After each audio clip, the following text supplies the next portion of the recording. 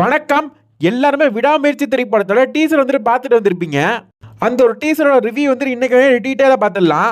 எல்லாருமே இந்த வீடியோ வந்து ஸ்கிப் பண்ணாம பாருங்க. இந்த டீசர் வந்துட்டு வந்தது எனக்கு சத்தியமா தெரியாதுங்க. Facebook பார்த்துட்டு இருக்கும் போது தான் விடாமுயற்சி டீசருக்கு நீங்க எவ்வளவு ஸ்கோர் கொடுப்பீங்க அப்படின்னு சொல்லிட்டு கேட்டுட்டு இருந்தாங்க. அப்பதான் வந்துட்டு நான் செக் பண்ணி பார்த்தேன் யூடியூப்ல. அர்ஜுனோட லுக்ல வேற லெவலில் இருந்துச்சுன்னு சொல்லலாம்.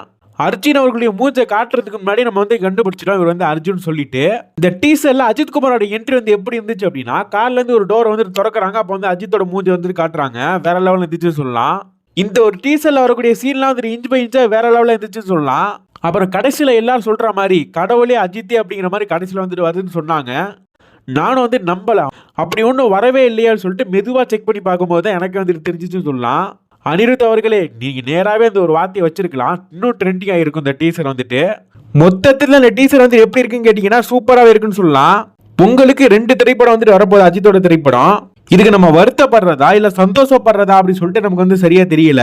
இந்த 2 திரைப்படம் ஒரே நேரத்தில் வரதுக்கு வாய்ப்பு வந்துட்டு கம்மி தான். குட் பேட் அட்லி திரைப்படத்தோட ரிலீஸ் டேட்டை வந்து மாத்துறதுக்கு வாய்ப்பு இருக்குன்னு நினைக்கிறேன். பார்ப்போம்.